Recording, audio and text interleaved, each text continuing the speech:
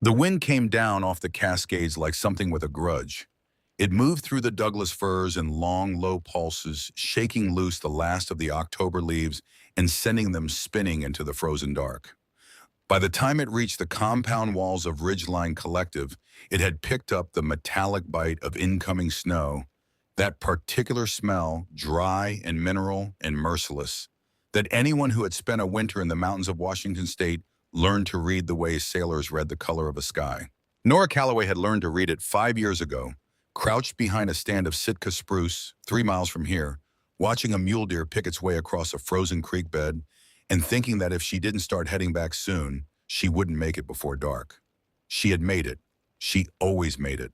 That was the problem. Or rather, that was what Grant Mercer had decided to make into a problem. The fact that she always knew where she was, what she was doing, and more dangerously, what everyone else was doing too. She was on her knees in the dirt when the memory came to her, and the dirt was frozen solid under the thin fabric of her jeans, and her hands were bound behind her back with hemp rope that had been cinched tight enough to cut off feeling below her wrists. The crowd stood in a rough semicircle around her. She could see their breath rising in small white plumes, 43 separate clouds of uncertainty dissolving into the last gray light of the October evening. And she understood with a clarity that was almost peaceful that not one of them was going to speak. They had learned not to speak when Grant Mercer had already decided something.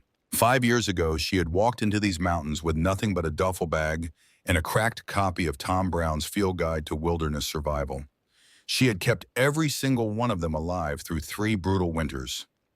Now they were watching her die. She had not started out as the kind of person this story requires. That is the first thing to understand about Nora Calloway.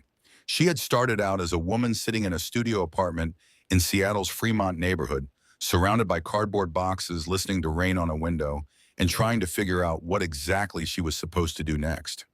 The divorce had been finalized on a Tuesday. She had been let go from the accounting firm on a Thursday, not because of the divorce. The timing was coincidental, though the coincidence felt like a joke being told at her expense.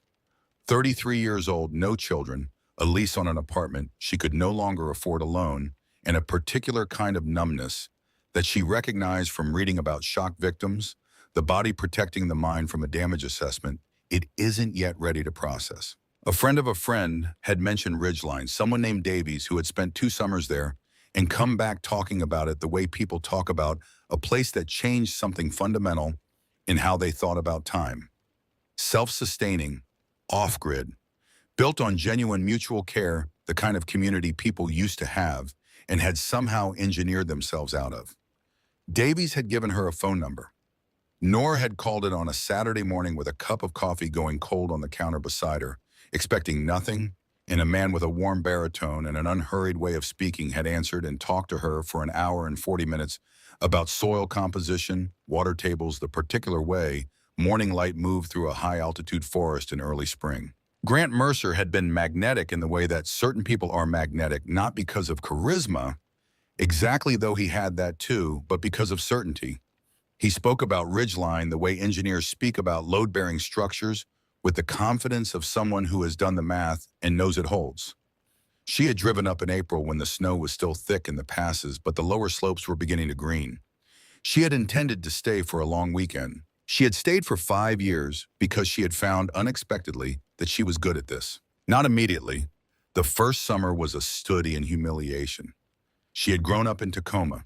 She knew how to parallel park and read a spreadsheet. She did not know how to preserve protein without refrigeration or estimate how many cords of wood 43 people would burn through between November and March. But she had a mind that turned itself on problems the way she had once turned it on quarterly projections, and she read everything she could find, and she made mistakes and corrected them, and by her second winter, she had built a storage and rationing system that the community actually used. By her third winter, she was the person people came to when they needed to know whether they could afford to open a second jar of preserved tomatoes or whether they needed to hold it in reserve. She had never thought of it as power. She had thought of it as being useful. What she had not understood, what she was beginning to understand now kneeling in the frozen dirt with the whole community watching and nobody speaking, was that to a man like Grant Mercer, those two things were identical. The sound of his boots on the wooden steps of the communal hall was unhurried. He had a gift for that, for making even his footsteps seem deliberate, considered the physical expression of a man who had thought things through and arrived at his conclusions well in advance. He stood on the top step where the lantern light caught his face, and his expression was the expression of a man experiencing a sorrow that he wished he did not have to share. We survived through unity. His voice moved through the cold air with the practiced resonance of a man who had given a great many speeches in a great many rooms. We survive through trust, and to discover that the person we trusted most, the woman responsible for feeding us, for counting every pound of grain in every cord of wood and every jar on every shelf, has been undermining that trust, has been taking from us. A pause, the particular silence of a crowd that isn't sure what it thinks yet. Supplies were found, a cache in the woods 2 miles north marked with her name. Smoked meat, grain, kerosene. Nora's voice came out rougher than she intended, scraped raw by the cold and by something that was not quite fear and not quite anger, but lived in the same neighborhood as both. That is a lie. Tell them the truth, Grant. Tell them about the ledger. Tell them about the logging road. Ray Decker moved before she finished the sentence.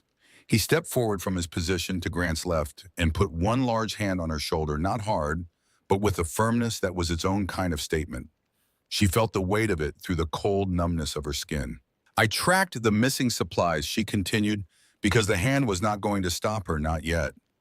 To the old logging road, to a hunter's shack 3 miles east of this compound. I found them there, packed in crates labeled ready for delivery. Someone is selling our winter stores, and it isn't me. The murmur that moved through the crowd was low and brief and quickly smothered. She watched it happen, watched faces that had started to open-close again, the way faces close when a person decides that doubt is more dangerous than silence. Grant let the murmur die, and then he shook his head slowly, the head shake of a man who had expected this and is disappointed rather than surprised. The supplies were found in a cache under her name, he said, still gentle, still sorrowful. The council has voted. The punishment for theft that threatens the survival of Ridgeline is exile, immediate and irreversible. The words landed in the air between them like stones dropped into still water, and Nora watched the ripples move through the crowd and settle into stillness. Someone near the back, she thought it was May Hollis, 62 years old, who had spent 8 months learning to make soap from wood ash and animal fat, and who Nora had helped through a bout of respiratory infection the previous January, made a small sound that might have been the beginning of an objection. It did not become one. Exile in late October was not a punishment. The nearest town was 40 miles through terrain that would be iced and drifted within 72 hours. The temperature was already 18 degrees Fahrenheit and dropping. A storm front was building over the peaks to the northwest, visible as a purple-black wall of cloud even in the fading light. "You're murdering me." She heard herself say it and recognized the particular quality of the words, not a plea, not an accusation, but an accounting, a statement of fact offered to the record.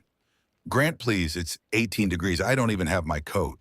Grant Mercer looked at her for a long moment with those pale blue eyes that she had spent 5 years thinking were thoughtful and now understood were simply untroubled by other people's suffering.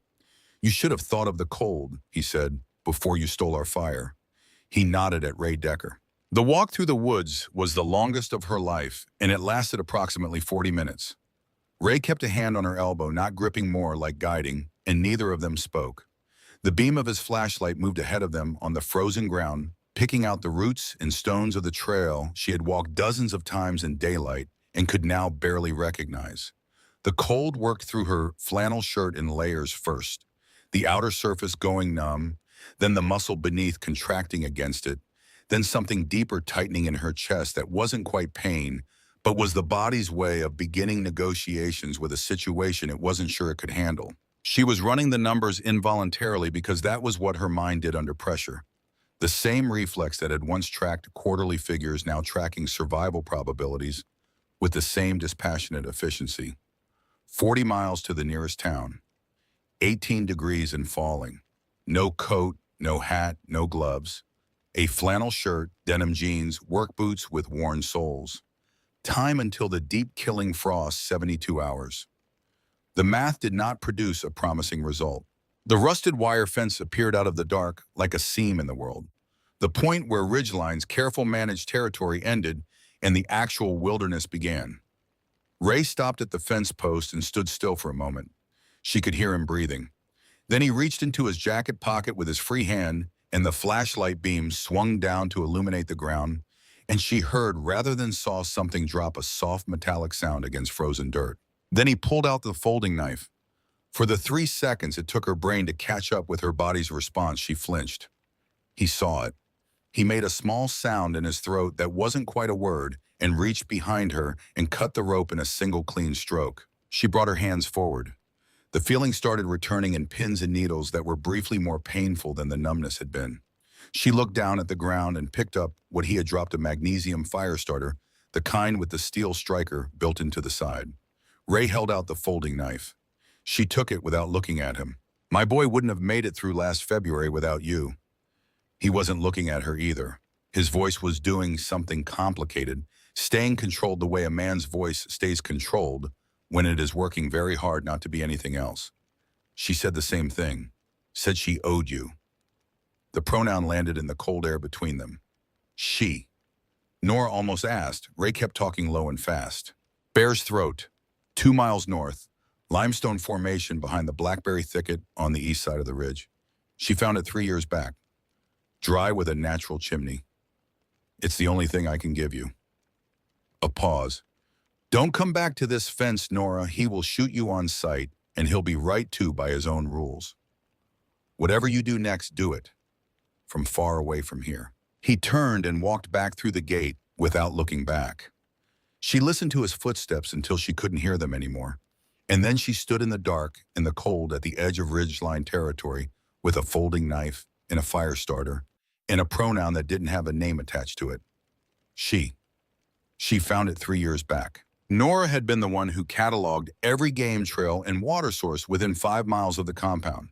She had walked every ridge, every drainage, every thicket of undergrowth that might yield something useful. She had not found a limestone cave 2 miles north, which meant that someone else had someone who had kept it to themselves for 3 years and who had chosen this moment, chosen her to tell. The cold did not care about the mystery. The cold was doing what cold does, which is to work steadily and without malice through every layer of protection a body has and begin persuading the core temperature downward. She was already shivering in the sustained, involuntary way that the body deploys as a last resort heat generation mechanism, which meant she had been cold long enough for the automatic systems to engage. She needed to move. The panic came then, the real thing, not the tight-chested fear she'd felt during the trial, but the open-throated animal terror of a person suddenly and completely alone in a dark wilderness with inadequate clothing and a 72-hour deadline. It came up through her chest like a physical force and expressed itself in the worst possible way by sending her moving fast in the wrong direction. She ran west. It felt right in the panic brain, which does not do geography but does understand downhill and open and away. She ran for what she later estimated was 40 minutes, stumbling over frozen ground branches, catching at her sleeves the flashlight she didn't have making itself felt as an absence. She ran until she hit a clearing that opened up the sky above her, and she stopped because she could see stars, and she could see the stars she needed because her father had shown it to her when she was 8 years old in a state park in eastern Washington, lying on their backs in a sleeping bag in a meadow, his finger tracing the line of the Big Dipper up to the fixed point of Polaris. North was behind her. She had been running west slightly south away from Bear's Throat and away from the ridgeline and down toward the open valley where the wind had nothing to break against, and the temperature differential would be another few degrees against her. She stopped. She put her hands on her knees and breathed and let the shivering work through her and made herself stand still until the animal terror exhausted itself against the wall of the part of her mind that never stopped calculating, which was patient and did not get tired and simply kept presenting the same information until it was received north 2 miles limestone dry. She turned around and walked back the way she had come. The blackberry thicket was a different problem in the dark. She had found blackberry thickets before in daylight and navigated them with respect and a certain amount of profanity. This one in the dark with numb fingers and a body whose fuel reserves were beginning to feel the evening's exertions was a genuine ordeal. She went through it rather than around it because she didn't trust herself to find the other side if she deviated, and the thorns opened up 6 separate cuts on her hands and face and tore a 4-inch section out of the collar of her shirt, and she did not care about any of that because on the other side of the thicket, the ground fell away into the beginning of a limestone embankment, and she could see, even in the dark, the darker shape of an opening at the base. She dropped to her hands and knees and went through head first. The entrance was barely wider than her shoulders. 3 feet in it opened. The wind stopped as completely as if a switch had been thrown, and the ambient temperature inside was not warm. Nothing about it was warm, but it was 45 degrees rather than 12, which is the difference between dying in hours and dying in days. The floor was dry, packed earth, and loose stone. She could hear from the far end of the cave the very faint sound of air, moving through a narrow space, the natural chimney she had been promised. She lay in the dark for exactly the amount of time it took her breathing to slow from desperate to controlled. Then she sat up and felt in her pockets for the fire starter. The first 3 strikes produced sparks and nothing else. She had gathered a handful of dry moss from the rocks near the entrance on the way in, because the rational part of her mind had registered dry material available even when the rest of her was focused on just getting through the opening. And the moss balls caught on the 4th strike, and she nursed it with her breath until she had a flame small enough to be called humble, and set it against a curl of dead bark she found near the cave wall. The light that resulted was small and uncertain. It painted the cave walls in amber and shadow, picking out the limestone formations in their slow frozen drip, and it was enough. She was alive. She had shelter. She had fire-making capability. She had a knife. What she did not have was food. Warm clothing, a rational plan for the next 72 hours, or any way to turn the knowledge she carried, Grant Mercer's secret, the hunter's shack, the crates packed for delivery, into anything that would matter to the 43 people she had just been expelled from protecting. The fire was going to go out in approximately 12 minutes if she didn't feed it. She fed it. The first priority was fuel, and she attacked it with the single-minded focus of someone who has successfully routed panic into purpose. She could not chop down trees with a folding knife, which meant she was scavenging dead wood, fallen branches, dried bark, anything the forest had already relinquished. She worked in complete darkness between the fire and the tree line, carrying back armloads of material and stacking it inside the cave with a systematic efficiency she had learned, cataloging inventory weight and density and burn time, all factored in even by feel, even in the dark. Her hands blistered inside the first hour. By the end of the 2nd hour, the blisters had torn open, and she was working with raw skin against frozen bark, which produced a kind of focused agony that was almost useful. It kept her from thinking about anything except the next load of wood, the next trip, the next armful. She packed the bleeding patches with pine pitch she scraped from a nearby trunk, which stung viciously, and then numbed, and she kept moving. She was building what she had read about in a collection of 19th century pioneer journals that someone had donated to Ridgeline's small library 3 years ago, a thermal mass wall. The principle was straightforward: the heaviest, densest logs still damp enough that they wouldn't catch easily, stacked against the inner wall of the cave, is as close to the sleeping area as the cave's dimensions allowed. They would not burn well. That was the point. They would absorb heat from the fire over hours and radiate it back slowly after the flames died, keeping the ambient temperature in the enclosed space a dozen degrees higher than it would otherwise be. She had read about it. She had never done it. Her first configuration was wrong. She realized this when she got the fire going properly and the smoke went sideways instead of up. She had stacked the logs in a way that disrupted the natural airflow toward the chimney, and within minutes the cave was filling with a gray haze that was going to be a bigger problem than the cold. She dismantled the stack and rebuilt it, repositioning the wall 4 feet to the left, and on the second attempt the smoke found the chimney the way water finds a drain, not immediately, not in a straight line, but inevitably.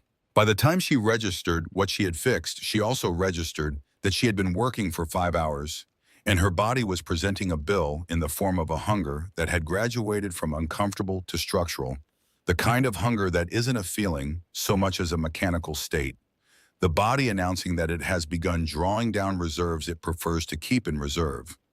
She had pine needle tea, which she made by crushing handfuls of green needles into a tin cup she found in her jacket pocket, an old habit keeping a camp cup accessible and melting snow in it over the fire.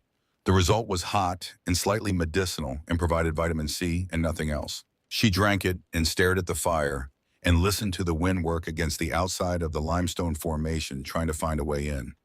It was on the second day that she went back to the shack. She had not made this decision lightly, which is a way of saying she had spent most of the first day making it, turning it over, and examining it from every angle, the way she had once turned over quarterly projections looking for errors. The risks were real and specific. If Grant had posted someone at the shack, she would be confronted in the dark 3 miles from her only shelter with no food in her bodies and no backup of any kind.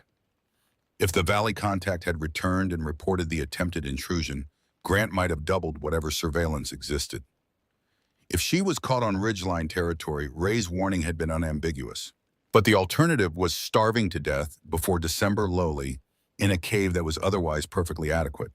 The cache in the shack was the only source of meaningful calories within her operational range, and the part of her mind that dealt in actual numbers had already calculated what 4 weeks of pine needle tea and whatever protein a few wire snares might produce would do to a body that needed to stay functional in sustained sub-zero conditions. The math made the decision for her. The instinct for self-preservation is very difficult to argue with once it gets the numbers on its side. She moved at 2 in the morning, when the darkness was at its most complete, and the cold had reached that particular ferocious stillness that comes in the small hours of a mountain night. She moved slowly, deliberately, placing each foot with the care of someone who understood that a twisted ankle 3 miles from shelter in these conditions was a death sentence with extra steps. She stayed off the main trail and paralleled it through the tree line, which added 20 minutes to the trip and meant navigating by the gaps in the canopy overhead, finding Polaris and keeping it at her right shoulder. The shack showed itself as a slightly darker rectangle against the dark of the surrounding pines. No light, no movement. She circled it at 50 yards, listening and watching before she allowed herself to approach. No smell of cigarette smoke, no sound of shifting weight or clearing throat. The night was empty except for the wind. The padlock on the door was old iron, rusted enough that the shackle had lost most of its friction, and her folding knife, used as a lever and a second stick as a fulcrum, gave her enough mechanical advantage to worry it open in 4 minutes. She had read about this too, the lock-picking chapter of a wilderness survival guide she'd found at a garage sale filed under Useful Someday, in the part of her mind that collected improbable skills. Inside, the smell hit her before her eyes adjusted. Salted pork rendered fat, the petroleum note of kerosene. Her body responded before her mind did, saliva flooding her mouth so suddenly it was almost painful. She stood in the doorway for 3 full seconds, doing nothing but breathing through her nose, letting the smell register, letting herself feel the full animal force of want before she set it aside and started working. She found the canvas duffel bag on a hook near the door. She thought through the weight-to-calorie calculations she'd been running in her head all day. Not conscious deliberation at this point, but something faster and more automatic operating below the level of language. 3 slabs of cured bacon, the rendered lard in its heavy tin container, the 10-pound sack of rolled oats, 2 jars of peanut butter, a wool blanket that someone had thrown across a crate, thick, heavy, still clean. Waterproof matches in a sealed plastic container. She was reaching for the matches when she heard the boots. The sound was outside on the frozen grass, and it was unhurried, the footsteps of someone who belonged here and knew it. She had perhaps 4 seconds before the door. She grabbed the duffel and moved, dropping low. Finding the space behind a stack of wooden crates in the corner farthest from the door, pulling herself small in a way that was mostly breath control and the decision to stop existing in the conventional sense. The door opened. The flashlight beam came through ahead of the man, the way flashlight beams do, announcing the approach and giving her a second to adjust her position before he was all the way inside. He was large, broad-shouldered, wearing a canvas work jacket and boots that had seen real use. Not a Ridgeline member she knew. All 43 of them knew their builds and their gaits and the way they occupied space, and this man occupied it differently with a kind of operational ease that she associated with people who had spent time in situations requiring readiness.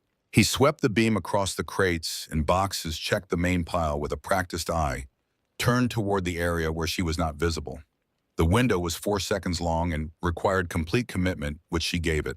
She lifted the 50-pound duffel in one motion, got her shoulder under it, and came out from behind the crates, low and fast, angling for the door before he had fully processed the sound of her movement. "Hey!" His voice was sharp and immediate, and she was already through the doorway and hitting the tree line at a run. The rifle shot came when she was 30 yards into the trees, and the sound of it in that frozen silence was enormous. A physical thing that moved through the air, and then the bark of a cedar tree, 12 inches to her left, exploded outward in a spray of pale wood. She didn't stop. She couldn't stop, and not stopping was the correct decision, because stopping and thinking and assessing the situation would have taken 4 seconds she didn't have. She ran in a pattern rather than a straight line, cutting left and then right, using the terrain, using the trees as geometry between herself and whoever might be tracking her movement. She ran until her lungs were producing something that tasted like copper and cold, and she could no longer hear anything behind her. Then she found a boulder large enough to provide concealment and dropped behind it and lay still and listened. Wind in the trees, her own breathing ragged and loud that she forced slower through an act of will, the distant creak of pine boughs, nothing else. She had dropped approximately a third of the duffel's intended contents in the sprint. Through the door, she could feel it in the difference between the weight she'd carried out and the weight she was carrying now.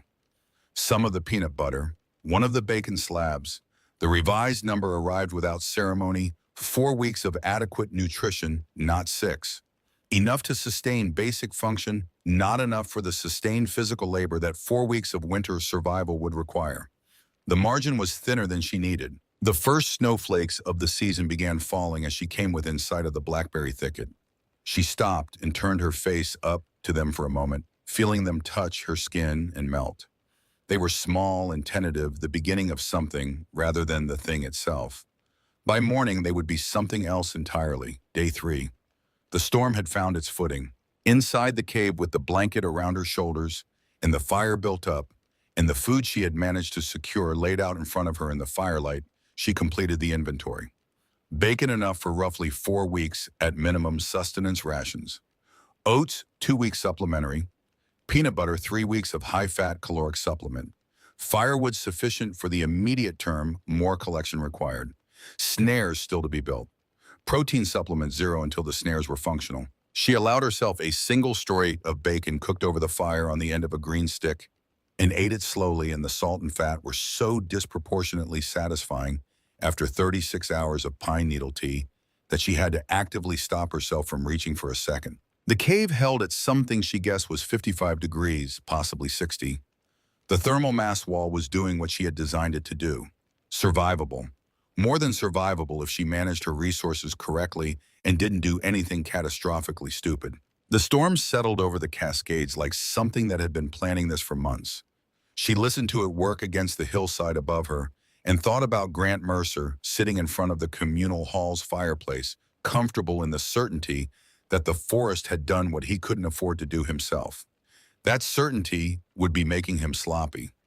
People who are certain tend to stop checking their assumptions, and a man whose assumptions stop being checked tends to become careless about the things he is hiding. She thought about the supplies in the shack, about the crates packed and labeled waiting for someone to collect them, about the lumbering footsteps of the man she had surprised in the dark, and the competence of the rifle shot that had missed her by 12 inches, close enough to be a warning, far enough to suggest he hadn't necessarily been trying to kill her. Not that night, not with uncertainty about what he'd seen. She thought about Ray Decker's pronoun, she. She found it 3 years back. She said she owed you. There was exactly one woman who had been at Ridgeline for more than 3 years and who might have spent time alone in the woods in the area north of the compound. And that woman was Diane Mercer, who had spent the 5 years of Nora's tenure at Ridgeline being systematically invisible in the way that women sometimes become invisible next to men who need to be the most visible person in the room. Diane, who brought meals and never commented on policy. Diane, who had refused to meet her eyes during the trial, standing on the steps next to her husband, with her shawl pulled tight and her gaze fixed at some point above and behind Nora's head. If it was Diane, then Diane knew something about what Grant was doing, or suspected something, or had arrived at a conclusion she didn't know how to act on alone. The cave's warmth held steady. She pulled the wool blanket tighter and lay back on a flat section of the cave floor she had cleared of debris, and the exhaustion that had been following her for 36 hours finally caught up and sat down on her chest. Before she slept, one thought surfaced with the particular clarity that comes at the edge of unconsciousness, the kind of clarity that the waking mind generates too much noise to access. Grant Mercer had exiled her because she knew too much. He had expected the winter to bury that knowledge with her. But she was still in the mountains. She still knew everything she had known when he had put her on her knees in the frozen dirt. And she had time, weeks of it, months if necessary, and the cold as an ally rather than a sentence, and the possibility, however faint, that she was not as alone in this as he believed. The fire burned low. Outside, the first winter storm of the Cascade season came down hard from the northwest, and it covered the logging road and the fence line and the fields of Ridgeline Collective in a white that was indifferent to all of it, to Grant's plans and Nora's calculations, and the 43 people sleeping behind those walls who did not yet know what was coming for them. She slept. The snares took 3 days to build correctly, which she had not anticipated. She had read about snaring. She had the theoretical architecture, clearly the toggle mechanism, the trigger notch, the spring tension of a bent sapling against the deadfall weight. What she had not fully accounted for was the difference between reading a description and replicating it with numb fingers, using salvage wire from a fence she had to approach with extreme caution, because it marked the boundary of territory where she had been told she would be shot on sight. The first snare collapsed when the toggle released prematurely. The second held its set position but was too low to the ground. A rabbit could have walked under it with room to spare. The third worked in the sense that it did not immediately fail, and she left it in place along the run she had been tracking near the frozen creek bed and went back to the cave to rebuild the second. On the fourth day, the third snare produced a snowshoe hare. She found it in the early gray of morning, stiff with cold, and carried it back to the cave, and butchered it with the folding knife separating the meat from the fat, with the careful attention of someone who understood that the rendered fat was as important as the protein, more important calorie for calorie in the kind of cold she was operating in.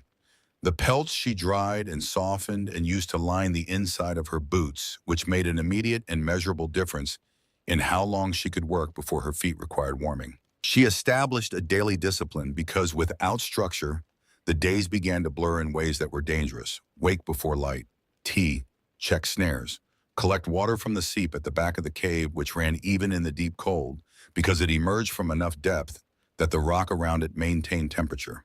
Firewood collection in the middle of the day when what passed for warmth was at its marginal peak. Processing any catch. Reconstruction and improvement of the thermal wall, which she was learning to optimize with each adjustment. Sleep when it was full dark and the cold outside had reached the kind of intensity that made movement outside the cave genuinely life-threatening. She tracked the days by notching a stick. By the time she had 17 notches, the Cascades had delivered the kind of winter that meteorologists describe in terms of historical context, temperatures that broke records, kept since the 1940s. Snowpack that exceeded projections by 40%, wind off the summit ridges that could find and exploit any gap in a shelter, with the patience of something that has unlimited time and no competing priorities. The valley below Ridgeline, visible on clear days from the ridge above her cave, was a white erasure. Nothing moved in it. She thought sometimes about what was happening inside the compound. She knew the numbers she had built the winter rationing system herself had calibrated it to a community of 43 with a specific caloric inventory that she now knew was short by the amount Grant had been systematically removing. The shortfall she had identified in the ledger before she was expelled represented approximately 18% of the community's calculated winter need. At current temperatures, with the extra caloric demand that cold weather placed on the body, the actual deficit was larger. By late November, she estimated they would be feeling it. By December, rationing would have begun. She didn't know what Grant was telling them to explain the shortage. She knew what she would do about it. The answer to that question was the thing that kept her moving on the mornings when the temperature in the cave had dropped enough overnight that her water had developed a skim of ice and her breath came out in visible puffs. And the body's first report of the day was that it would very much prefer to stay horizontal under the wool blanket in the rabbit fur and let this particular morning proceed without it. The knowledge of Grant Mercer's plan incomplete, as her knowledge was the shack and the crates and the delivery schedule and the outside buyers. The shape of a conspiracy without all its dimensions yet filled in was the thing she fed on when the physical fuel ran low. It would not keep forever. She needed to move at some point. She needed information, a clearer picture of what she was actually dealing with. Some evidence that the 42 people she had spent 5 years feeding were not beyond the reach of what she might do from the inside of a limestone cave in the Cascades in December. On the 42nd day, she found the blood.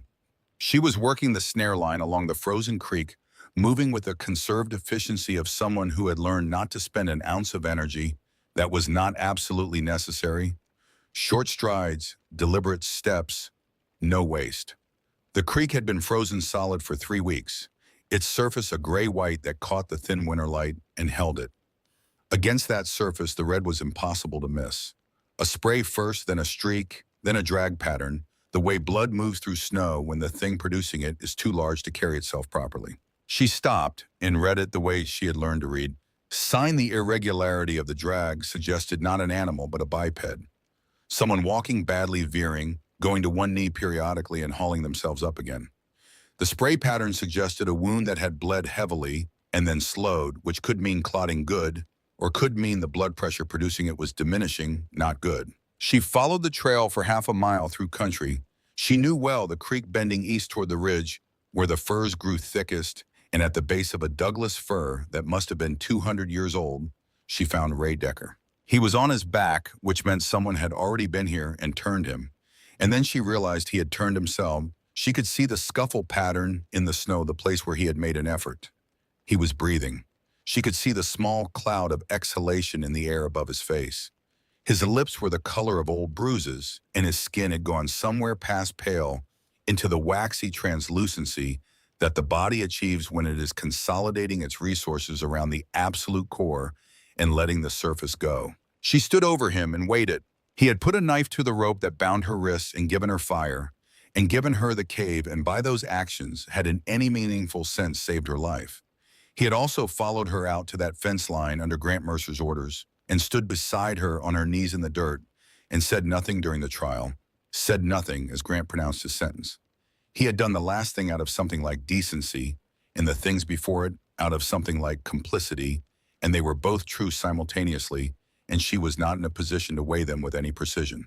What she could weigh with precision was that he was alive and losing ground, and that if she did nothing, he would be dead before dark, and that a dead man could not tell her anything about what was happening inside Ridgeline Collective, or how much time she had, or what exactly Grant Mercer was selling their winter to accomplish. She pulled the travois together in 20 minutes, branches from the nearest deadfall, the vine maple that grew along the creek bank, strips of her flannel shirt that she could spare from the collar and cuffs.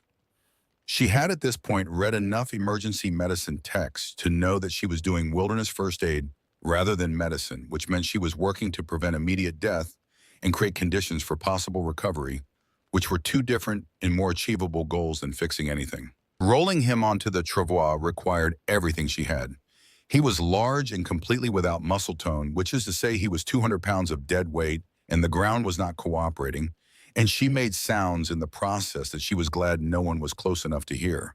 She got him centered and lashed with the vine maple, checked that his airway was clear, and then picked up the poles and began moving north. The 2 miles back to the cave took most of the daylight that was left. She pulled him uphill over terrain that she had been navigating solo without thinking about it for 6 weeks, and with the travois, it required active thought and continuous course correction. Her back began to communicate its objections around the first mile and escalated steadily from there. She coughed twice and tasted copper, which was the cold air finding the limit of what her respiratory system could sustain under exertion, and she slowed slightly and breathed through her nose and kept moving. She got him through the cave entrance by unhitching the travois poles and pulling him by his jacket collar, which was not dignified and did not need to be. She got the fire up as high as she dared. The wood inventory was good. She'd been building the surplus precisely against an eventuality like this, though not this exact eventuality, and she worked on the wound in the firelight. The bullet had entered through the lower right chest, missing the lung. by what felt when she probed the wound with 2 fingers like not very much. Exit wound present, which was the better scenario. A bullet that has passed through carries less tissue damage than one that has stopped and expanded. The bleeding had reduced to ooze by the time she found him, which she chose to take as a positive sign. She packed the wound cavity with yarrow powder from the small bundle she had dried in October and kept in a cloth bag at the back of the cave, then wrapped it with strips of wool blanket fabric that she had run through the flame of the fire to reduce surface contamination. It was not sterile. It was what she had. She pressed warm water past his lips every half hour through the first night oat broth when she could get it heated. He burned with fever for 3 days, the kind of fever that narrows a person down to pure biological function, and she sat by the fire and managed it the way she managed everything else by staying in motion, doing the thing that needed doing, not looking too far ahead. 2. His mutterings in the fever were fragmentary, a name repeated several times that she could not make out, and phrases that surfaced and sank again before she could extract meaning from them. On the 4th morning, the fever broke. He opened his eyes and looked at the stone ceiling of the cave, and then he turned his head and looked at her face, and the expression that crossed his features was one she recognized. She had seen it in a mirror once in the early days at Ridgeline, after a close call with an early ice storm had clarified for her exactly how far she was from help if something went seriously wrong. The expression of a person recalibrating their understanding of their own situation from the ground up. "You're dead." His voice had the quality of gravel processed through very little moisture. "We all thought you were dead." "I know." She handed him a cup of pine needle tea, and he took it with hands that shook badly and managed to drink without spilling. "You were shot." "Grant shot me." He said it with a flatness that wasn't shock he had processed this or begun processing it somewhere in the fever. 3 days ago, maybe 4. He let the cup rest on his chest. "I found something in his office." She waited. "Communication logs." He looked at the fire rather than at her. "Not the supply ledger, different. Encrypted sort of. He used abbreviations, but I've been his enforcer for 4 years and I know how he thinks. It took me 2 hours to work it out, and then I went and told him what I'd found because I thought—" He stopped. Tried again. "I thought he'd have an explanation. I thought I was missing something."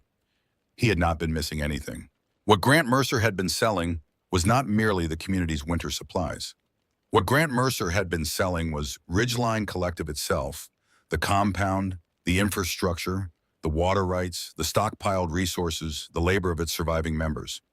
The buyer was a man named Cole Briggs, who ran a militia operation out of the mountains east of the Cascades, and who had been looking for the better part of 2 years for a fixed base with defensible walls and functioning agricultural capacity that he could operate through the winter. Ridgeline was by any reasonable assessment the most viable off-grid compound within 50 miles in any direction. The arrangement was straightforward. Grant would weaken the community's defenses over the preceding months, depleting ammunition through staged perimeter alarms, reducing caloric intake to diminish the physical capacity for resistance, eliminating the one person whose logistical knowledge made the community genuinely formidable.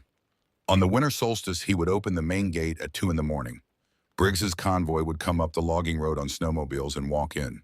In exchange, Grant and Diane would leave with a negotiated sum in gold and pre-collapse currency and safe passage to Briggs's southern camp. The community members would be divided according to Briggs's operational assessment. Those with useful physical capacity would be retained to maintain the greenhouses and the food production infrastructure. Those without the elderly, the very young, the sick would be removed in the first night. Removed was the word in the communication logs. She understood what it meant. The children. The words came out of her in the firelight, not loud, almost matter-of-fact, because her mind had taken it in and done what it did with information, and the result had arrived before the rest of her had processed the weight of it. Ray Decker did not answer. He looked at the fire. "How many men does Briggs have?" "The logs mentioned 22. He finally looked at her. "Nora, we have to run west toward Pine Ridge Station. It's 30 miles, but if we move light, we can—" By the time a federal response reaches this valley, Briggs will have been running Ridgeline for a month. The words were clear and even, and she was surprised by the calm in them, because what she was feeling was not calm. It was something that had the temperature of calm, but the density of something much heavier. He'll have consolidated. The people who need protection the most won't survive long enough for anyone to rescue them. There are two of us. He has 22 armed men. Then we don't fight 22 men. She looked at the fire for a moment, then looked at Ray. We fight the road. He was quiet for a long time. Outside, the wind had picked up again, moving through the trees in that long, low pulse she had come to recognize as the cascades settling into a particular mood. The thermal mass held its warmth. The fire kept its small, reliable heat. She said you'd figure something out, Ray said finally. The pronoun again. She. She waited. Diane. He said the name carefully, the way you say a name that has weight attached to it. She came to me before the trial, before I took you out to the fence. She pressed a piece of paper into my hand, and she said to give it to you if I could. And she said the name of the cave, and she said, he stopped, started again. She said she owed you for last February. Her youngest was sick. You were the one who knew what to do. Nora held the information and examined it. Diane Mercer, who had stood on those steps with her eyes fixed above and behind Nora's head, refusing to look. Who had been invisible for 5 years next to a man who needed to be the most visible person in the room. Who had at the most crucial moment acted from what must have been terror and something stronger than terror. She was not innocent in the larger accounting she had known or suspected, and the knowing had not produced action in time to stop what had happened. But she had acted at the last possible moment before Nora walked into the wilderness with nothing, and that action had kept Nora alive, and Nora was sitting in a warm cave with a knife and a plan beginning to take shape in the particular way that plans take shape when a mind has enough data and enough motivation to start running projections. When's the solstice? Ray thought about it. 6 days. 6 days. She looked at the fire, and the fire looked back with its particular incandescent patience. And she thought about a road and a canyon and the physics of snow and the specific geography of a place she had spent 3 years learning with the exact intention of understanding it completely. I'm going to need your rifle, she said, and everything you remember about the logging road between the Eastern Canyon and the main gate. Ray Decker's memory of the logging road was precise in the way that an enforcer's memory tends to be precise about terrain. Not beautiful detail, not the particular way light moved through the canyon at different hours, but operational detail, the kind that comes from moving through a space with a purpose that requires knowing where a person could be stopped or cornered or caught.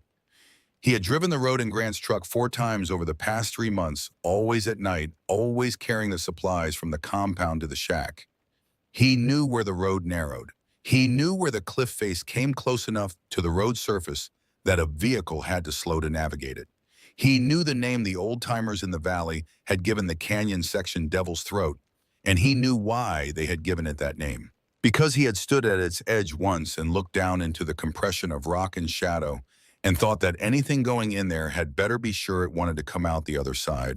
Nora listened to all of it and said nothing, which was a skill she had developed over 5 years of taking inventory, the ability to receive information completely without the filtering noise of premature judgment. She sat cross-legged near the fire with her eyes half closed and her hands wrapped around a cup that had gone cold, and she let Ray's account of the road run through her building, the geometry of the place from his words, the way she might have built a map from a verbal description, noting distances and angles in the particular relationship between the road surface and the canyon walls and the sky above. When he finished, she asked him 3 questions. The first was about the cornices. She had noticed them from a different angle during summer foraging 2 years back, the way the prevailing northwest wind built snow on the leeward side of the canyon's upper rim, accumulating it in those characteristic overhanging shelves that looked solid and were in fact held in place by a tension that the right kind of disturbance could undo. She asked Ray if they were still there, and he said yes, if anything larger than he remembered, because it had been a heavy snow year and the wind hadn't shifted. The second question was about the road width at the narrowest point of Devil's Throat. 3 vehicles abreast, he told her. Maybe 4 small ones. Snowmobiles could run 4 wide if they pushed it. The third question was about the timing. When had Grant said Briggs would arrive in the communications Ray had read? 2 in the morning on the solstice. Grant would have the main gate open by 1:45. She set the cup down and worked through the geometry in her head the same way she had worked through the food accounting on the first night in the cave, except the variables were different now. Not calories and weeks, but angles and weights and the acoustic properties of a confined space, and what a sufficiently concentrated thermal event might do to the structural equilibrium of 40,000 pounds of compressed snow that was already by the laws of physics that governed its situation, waiting for an excuse. She did not tell Ray the full shape of what she was thinking that night. She needed to think it through completely before she handed it to someone else to critique, because plans that are still being assembled are vulnerable in a way that finished plans are not. She told him to rest. He didn't argue, which told her how much the fever had cost him. She worked through the night. The kerosene tin from the supply run was still 90% full. She had used it sparingly, mostly for fire starting, in the worst conditions, preserving it with the instinct of someone who understood that consumables run out faster than expected. She took it out and set it near the fire where the ambient warmth would keep the fuel from thickening in the cold. And she sat next to it and thought about the chemistry of combustion in an enclosed space. The magnesium from the fire starter was mostly consumed, but the steel striker had worn against the bar enough to produce a fine powder on the cloth she kept below it, and she had 2 other fire starters in the supplies Ray had been carrying. When she found him, his jacket pockets, she had emptied them when she was checking for injuries, and one of them had been a backup kit that included another magnesium bar, newer and less depleted than hers. She examined both bars in the firelight, running her thumb along their surfaces. Magnesium burned at over 5,000 degrees Fahrenheit. In concentration, in the presence of an accelerant in a fuel, it produced a light and heat event that was not an explosion in the technical sense, no expanding gas front, no shock wave in the mechanical meaning, but that was in practical terms sufficient to create a pressure differential in a confined space that the ear experienced as a concussive thud and the body experienced as a push. What she needed was not an explosion. What she needed was a bang at a concentrated directional release of heat and sound in the specific acoustic environment of Devil's Throat, timed and positioned to deliver its energy upward against the underside of a cornice that was already at the edge of what physics was willing to sustain. The rendered animal fat from the cave's stored supply would serve as the fuel, body dense, slow-burning, stable, at cold temperatures in a way that some accelerants were not. The kerosene would provide the initial ignition accelerant. The magnesium shavings scraped from the fire starter bars with the blade of the folding knife over several hours would be the intensifier, not the explosion, but the spike, the thermal peak that would concentrate the energy release in the first half second, rather than spreading it over a longer burn. She had a glass jar from the peanut butter empty and cleaned. She had the materials. What she did not have was certainty, and she was honest with herself about this because she had been miscalculating certainty for 5 years in a community where the leadership made certainty a requirement, and she was not going to do it again. The plan could fail. The cornice might not come down. Briggs might have a different route. The timing might be wrong. She stacked all of this in the same mental column where she kept the caloric deficits, in the weather projections, in the realistic probability that Ray would be fully mobile in 6 days, and she looked at the total, and she decided that it was the best option available to 2 people who had no better options. In the morning, she told Ray. He listened the way she had listened to him without interrupting, letting it arrive complete. When she finished, he was quiet for a moment, that she respected by staying quiet herself. Then, "You're betting everything on the cornice coming down." "I'm betting on physics." She had thought about how to say this, and this was the version she'd arrived at. "I'm not creating in the avalanche. The conditions for it already exist. I'm applying a specific stimulus at the specific point where the margin between stability and release is smallest. I've watched those cornices for 3 summers. They're not solid, they're deferred. And if the stimulus isn't enough, then Briggs loses 3 or 4 snowmobiles in the fire, and his convoy is in chaos, and we still have the wire across the exit corridor, and he still has to fight his way into a compound that's had time to wake up." She looked at him steadily. "It's not a guarantee. It's a better position than the one we're in right now." Ray turned this over for a while. The fever had left him hollowed out in a way that was visible. The flesh of his face had retreated toward the bone, and the dark patches under his eyes had a permanence to them that suggested the recovery would be measured in weeks, not days. But his eyes were clear, and the hand resting on the rifle stock beside him was steady enough. "I need to be able to shoot," he said finally. "You'll be 200 meters south of the gate in the tree line in a fixed position. You won't be chasing anyone. You'll be watching. And if something goes wrong at the gate before you get back, then you fire into the air. One shot. The whole community wakes up." She paused. "They're going to be hungry and scared, and they've been living under Grant for 6 years. But they have weapons, and they know those walls better than Briggs does. One shot in 4 seconds of confusion is a different situation than a silent ambush." He thought about it some more, and she let him, because the thinking was necessary, and she was not going to shortchange it. This was the thing she had not done well at Ridgeline, had not pushed back, had not demanded that the numbers be honest, had absorbed Grant's version of the situation, because challenging it had seemed like more trouble than managing the gap. She was not going to let that failure propagate into this plan. "What about the people inside?" Ray said. "Who wakes them up before we get back? Someone has to move before you do from the inside." This was the piece she had been holding separately because it was the piece she was least certain about. Diane.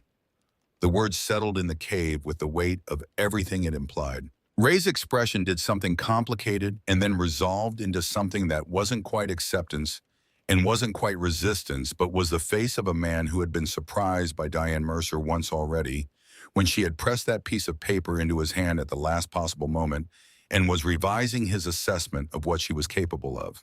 "She knows what Grant is doing," Nora said. "She's known for a while. She hasn't acted because she's been living inside that fence with him, and she's been afraid. And a fear is a rational response to a man who shoots the people who confront him. But she has a radio." She watched his face. "She showed me once 2 years ago, a shortwave unit she'd kept from before hidden in the lining of her sewing bag.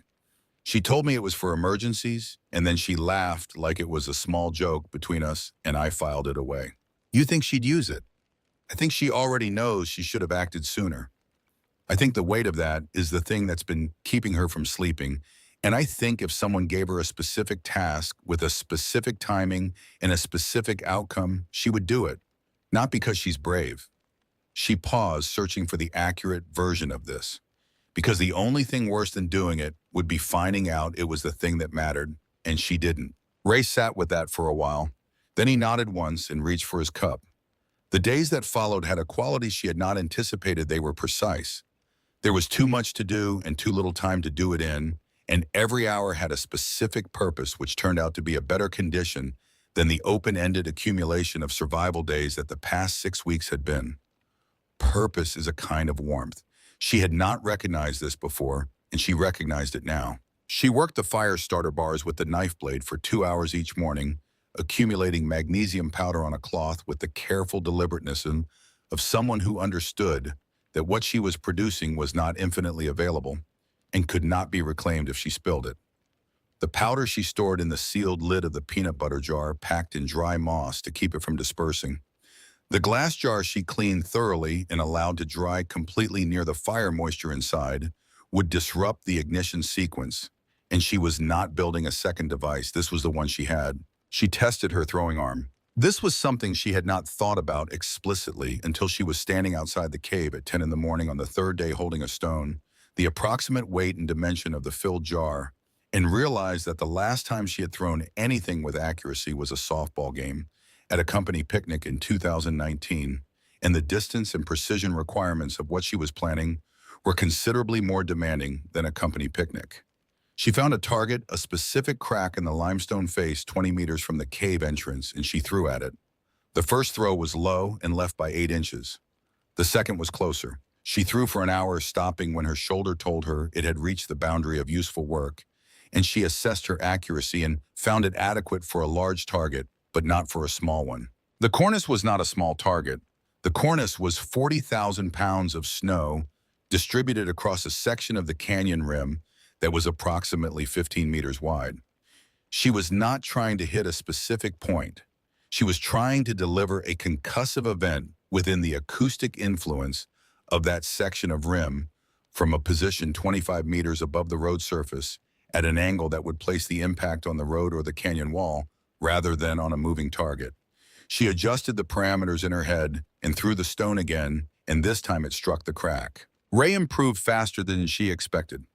By the fourth day, he could sit upright without visible effort. By the fifth, he could stand and walk across the cave and back slowly with one hand on the rock wall, and the shoulder that the bullet had passed through was beginning to move through a limited range without producing the involuntary flinch response that indicated active tissue damage. He spent the hours he wasn't moving and explaining Ridgeline's internal layout to her with the same operational precision he'd applied to the logging road. Not the layout she already knew as the person who had designed the food storage system and the water distribution schedule, but the layout as Grant had modified it over the past several months, the subtle repositioning of resources and personnel that an enforcer would notice and that a quartermaster focused on supply projections might not have fully registered. The ammunition storage had been moved in September, ostensibly for moisture reasons, to a location that put it further from the main residential area and closer to the main gate, which meant Ray said that Briggs's people coming through the gate would have rapid access to the compound's own weapons before the residents did. The watchtower rotation had been shifted so that the hours between 1 and 3 in the morning had only one guard, and that guard in the past month had consistently been one of Grant's two most loyal people. She listened to all of it and filed it. The internal picture was worse than she had constructed from the outside, which meant the 6 weeks of confidence she'd been investing in the plan had been built on an incomplete model of the problem.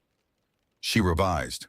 The margin was thinner than it had appeared from the outside looking in, but it still existed, in the mind that had spent 5 years keeping 43 people alive through Washington winters, was not inclined to abandon a viable margin simply because it was thinner than preferred. On the fifth day, she thought about Diane Mercer for most of the afternoon. She tried to construct an honest picture of the woman rather than the version that confirmed whatever she needed Diane to be. Diane had been at Ridgeline for all 6 of its years. She was 54 years old and had been married to Grant for 28 of them, which is a long time to exist inside someone else's version of reality. She had watched Nora go to her knees in the frozen dirt. She had been standing 2 feet from Grant when he told Nora she would have to die for the cold she had stolen from. She had pressed a piece of paper into Ray Decker's hand and said the name of a cave, and that action had required something from her, something that had been building for a long time, probably the way pressure builds in a geological formation until the specific application of a specific stress releases it. She was not a hero. Heroes are a simplification that Nora had stopped believing in somewhere around the 30th day in the cave, when the romance of her own survival story had worn down to the honest, functional reality of surviving cold and hungry and tired and doing the next necessary thing because the alternative was worse. Diane was a frightened woman who had done one brave thing under extreme pressure and might or might not be capable of doing another, and the plan required her to do another, and there was no way to know for certain whether she would. This was the piece of the plan that was not susceptible to geometry or chemistry or acoustic physics. This was the human piece, which was always the least predictable. She made her decision about it the way she had made the decision to go back to the shack, by completing the honest accounting and accepting the result.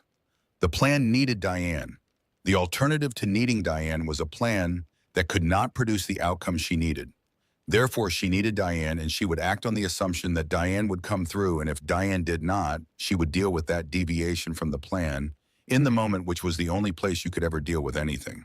There was one other variable she had been turning over for days, and on the 5th evening, when Ray was sitting up without the wall for support, and the fire was steady, and the wind outside had dropped to something navigable, she addressed it directly. She told him what she thought would happen to the people inside Ridgeline if Briggs took the compound unopposed. She did not soften it because softened accountings, Almaro, had been part of the problem for 5 years, and she was done with them. She told him what the communication logs described: the division, the retention, the removal. She said the word removal and let it mean what it meant. Ray was quiet for a long time after that. The fire made its small sounds. Outside, the Cascades held their particular deep winter silence, the absence of bird and insect and running water, that the hard freeze imposed a silence that was not peaceful but structural, the world reduced to its cold minimum. "Tell me where you need me," he said finally. She told him. The 6th day was preparation. She assembled the device at the back of the cave in the early morning, working by firelight with the careful attention she gave to anything that was irreversible. The glass jar, first the rendered fat packed into the lower half and slightly warmed near the fire until it was viscous enough to fill without air pockets. Then the kerosene poured slowly over the fat until the jar was three-quarters full, and the smell of it filled the back of the cave with a sharpness that cleared the back of her throat.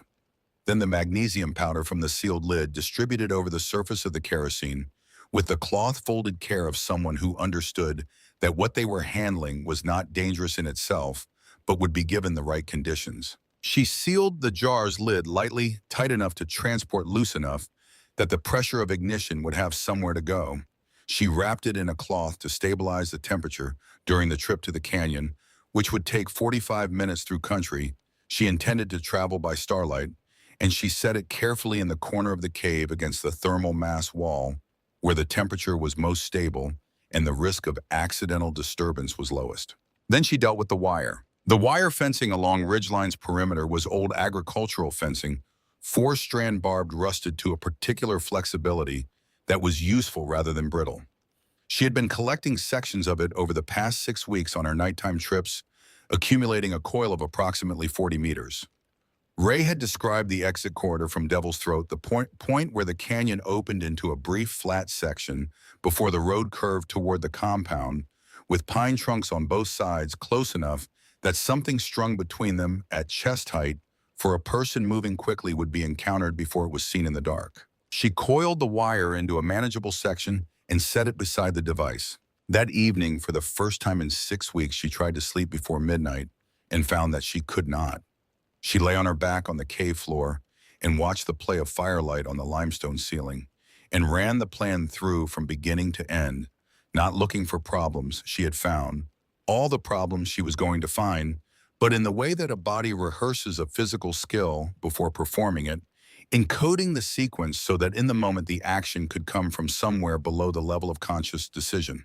The trigger point, the arc of the throw, the sound she was listening for, which would be the mechanical failure of the cornice's structural integrity, a sound she had never heard, but which she imagined correctly. It would be a crack rather than a rumble. The rumble coming after the rumble being the consequence rather than the event itself. Her position after the throw, low and back away from the edge, moving immediately toward the shortcut trail that would bring her to the compound's rear entrance in 12 minutes if she moved without hesitation. She thought about the 43 people inside Ridgeline's walls. She assigned each of them a face, which she could do, because she had spent 5 years learning to see each of them as an individual unit of the need and capacity, the way a good quartermaster must. May Hollis with her soap making and her bad hip, and the particular way she laughed that started quiet and built. The Warren family, Tom and Susan and their daughter Abby, 8 years old, who had spent the previous winter asking Nora to teach her which berries were safe to eat. Old Marcus Fell, 71, who had built most of the compound's woodworking infrastructure, and who could not walk more than a quarter mile without resting. She was not doing this for abstract principles. She was doing it for faces, which was different and harder and more reliable. Somewhere around 1 in the morning, she stopped trying to sleep and sat up and rebuilt the fire and did the final check of everything she was carrying the next day. The device wrapped and stable, her folding knife, the remaining length of wire coiled at the cave entrance alongside the travois poles she had pulled apart and left there for Ray to use if he needed to move quickly and couldn't manage the distance on his own. The camouflage cloth she had made from a section of wool blanket rubbed with ash and wrapped in pine boughs, not military grade, but sufficient for the dark. Ray was awake. She knew by the quality of his breathing, which had changed. He didn't say anything, and she didn't say anything, and they sat on opposite sides of the fire for a while in the companionable silence of people who have run out of words and are past the point where words are the primary currency. Eventually, if this goes the way you're planning it to go, he stopped. Tried again. After, what are you going to tell them about how you survived? She considered this. The truth. Grant spent 6 weeks building a story about you. Then we spend 6 minutes taking it apart. She looked at the fire. People believe stories until the person in the story shows up and tells a different one. And I'm going to show up. He was quiet for another stretch. What about Diane? This was the question she had been least sure how to answer because Diane Mercer occupied a position in the moral accounting that resisted simple categorization, and she was not going to pretend otherwise. "That's for the community to decide," she said finally. "Not me. I'm not going back there to run it the way Grant ran it. One person deciding what everyone else should know and believe and accept. I'm going back to break something that needs to be broken and let people make their own judgments about what comes next. They'll want you to lead them." Maybe. The word was careful and meant. But wanting and needing are different numbers, and I've spent 5 years getting them confused. Ray looked at her for a moment with something in his expression that she couldn't fully read. Not admiration exactly, but something adjacent to it. The look of a person recognizing that someone they had previously categorized has complexity they hadn't accounted for. She looked away from it, not from discomfort, but because there were more useful places to put her attention on the night before everything they had built in this cave was going to be tested by actual conditions. She picked up the wire coil and began feeding it into a carry configuration that would keep it from tangling in the dark. Her fingers knew the work. The fire held steady. She thought briefly of what it had cost to learn the thermal wall correctly, the failed attempts, the smoke-filled hours, the revision, and how that accumulation of expensive mistakes had produced something that now worked without requiring her attention. Most things were like that, she had found. The first version was always wrong in ways you couldn't have predicted without making it. The question was whether you had the time and the will to rebuild it. She had had both here in the cave. She had been given both unexpectedly by a man who owed her a debt and a woman who owed her a different kind of debt and who had expressed it in the only way available to her, which was a piece of paper and the name of a place that was dry and out of the wind. Outside, the Cascades held their deep freeze silence. She worked the wire. The fire kept its faith with the dark. In 6 hours, she would leave the cave for the last time. She let herself feel the weight of that for exactly as long as it was useful, a few seconds long enough to acknowledge it, not long enough to make it into something that would interfere with the work. And then she set the weight down and kept her hands moving because the wire needed to be right and the night was not going to wait for her to finish being sentimental about it. The solstice came without announcement. December 21st in the Cascades was not marked by any change in the quality of the cold or the behavior of the snow.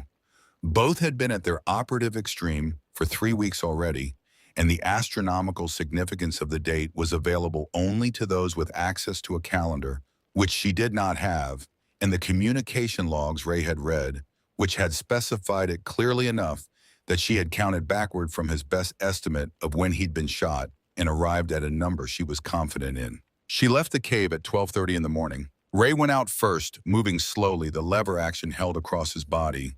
She watched him navigate the blackberry thicket with the careful deliberateness of a man operating at approximately 60% of his functional capacity, managing the other 40% with the kind of disciplined economy that law enforcement work produced in some people, the ability to reserve and deploy, to not spend more than the situation required.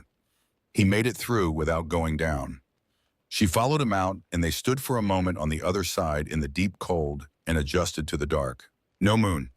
The clouds that had been building from the northwest for 2 days had sealed the sky completely, eliminating the ambient light that even a winter sky provides. The dark was the working kind, not absolute. The eye could find shapes and contrasts at close range, but it would have been easy to be confident in a direction and wrong about it, and they both knew this and moved accordingly. She went east, and he went south, and they did not say anything at the point of separation because there was nothing to say that had not already been said, and the cold did not invite ceremony. The trail to the canyon approach was muscle memory.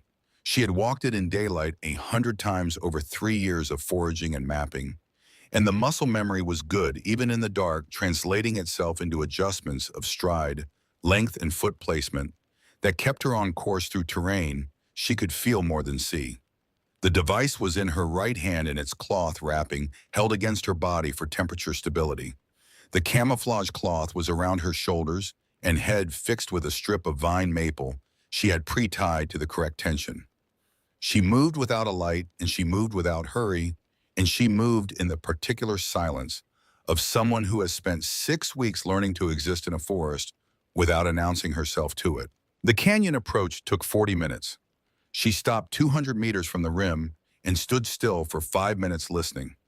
No engine sounds yet. The convoy was a mile down the mountain. She would hear the snowmobiles before she saw the lights, the sound carrying upward in the still air of the canyon with the amplification that cold air applied to mechanical noise. She took her position. The overhang she had selected was a section of the canyon rim that jutted out slightly beyond the main cliff face, providing both a clear throwing angle down into the road corridor and a natural windbreak behind her. She had studied this position from below during summer, noting the specific overhang geometry, the angle of the wall below it, the section of road that fell within its sightline. She lay flat on the overhang under the camouflage cloth, her face at the edge, and looked down into the darkness of the canyon. The cornice was above and to her left 10 meters away along the rim. In daylight, it was unmistakable, the classic loaded shelf shape, the undercut face, the fine vertical cracks running through its base where the bond between the new snow and the old had been weakening since the last temperature swing. In the dark, it was a shape against sky lighter than the rock around it, massive and quiet, with the terrible patience of things that are waiting for the specific condition of their own release. She heard the snowmobiles before she saw them. The sound came up the canyon in the way she had expected, amplified directional, the resonance of the narrow rock walls turning 8 engines into something that sounded like considerably more. The lights appeared around the lower bend of the road 3 minutes after she heard the engine's beams cutting upward into the dark, catching the snow on the road surface and turning it briefly brilliant. She made herself breathe slowly and hold still and count. 1, 2, 3, the lead machines entering the canyon section. 4, 5, the middle of the convoy. She needed the concentration of mass in the narrow section to be at its maximum, needed the chaos of the aftermath to be distributed across as much of the convoy's length as possible. She counted and breathed and held. 6, the 6th machine had cleared the canyon entrance. There were 8 total. She needed 7 inside before she moved. 7. She unwrapped the cloth from the device with 2 careful movements. The glass jar was cold through the outer layer. The temperature during the walk had done what cold does to glass, contracting it slightly, and the lid was perhaps a fraction tighter than when she had sealed it. She applied a half turn of loosening pressure and felt it give. The smell of kerosene and animal fat rose in the dark, and she breathed through her mouth. The striker was in her left hand, a 10-centimeter steel rod she had salvaged from the second fire starter's depleted bar. She was going to strike the magnesium powder on the outer surface of the jar's lid immediately before the throw, which would give her a burning projectile for approximately 4 seconds, enough time for the arc, not enough time for second thoughts. The 8th machine entered the canyon. She struck. The spark was violet, white, and brief, and the powder on the lid caught and flared. And she was already in the throw. The motion she had drove for 2 days with stones of this weight. The arc she had calculated from this specific position to the target zone she had marked in her memory as the wall-adjacent section of road beside the 4th machine in the convoy. The jar left her hand trailing a thin, bright line in the dark, a brief comet, and it fell. It did not hit the road. It hit the canyon wall 6 feet above the road surface, and the glass shattered on impact, and the kerosene and fat spread across 3 feet of frozen rock and caught in a single bright sheet that went from palm-sized to body-sized. Less than a second, the magnesium powder, spiking the center of it to a color that had no business being in a dark canyon in December, a white so intense it printed itself on the inside of her eyelids when she shut them. The sound was not the explosion she had feared might be insufficient. It was something between a percussion and a roar, the energy of the ignition contained briefly by the rock face and then released into the canyon's acoustic space as a pressure wave that hit both walls and the road surface and traveled upward, and she felt it in her chest, in her back teeth. Before she heard it fully, above the cornice, nothing happened for 2 seconds. The 2 seconds were long. She was already pulling back from the edge, getting her feet under her for the sprint, and the 2 seconds required her to hold her position against the body's demand to move, because she needed to know, she needed the confirmation. She could not run south and not know whether the thing she had built this entire plan around had worked, or whether she was running toward a gate that would be opened before she got there, because the convoy was intact and moving. The crack came from above and to her left. It was the sound she had imagined, sharp, tectonic, the sound of a thing that has been held in tension past its own tolerance, finally releasing that tension all at once. Then the secondary sound, the building roar, the mass of it finding its full voice as it left the rim. She ran. The south trailed and was darker than she had calibrated for the cloud cover, removing the last of the ambient light precisely when she needed it most. And she ran with one arm extended ahead of her to catch branches and her feet reading the ground the way feet learn to read ground when they have crossed the same terrain enough times in enough conditions. She caught a root with her left foot somewhere near the first descent and went down on her hands and knee and was back up in 2 seconds, the knee registering the impact and filing it under manageable, not stopping her, not allowed to stop her. Behind her, the canyon was making its announcement to the entire mountain. The avalanche was not the controlled surgical event she had hoped for.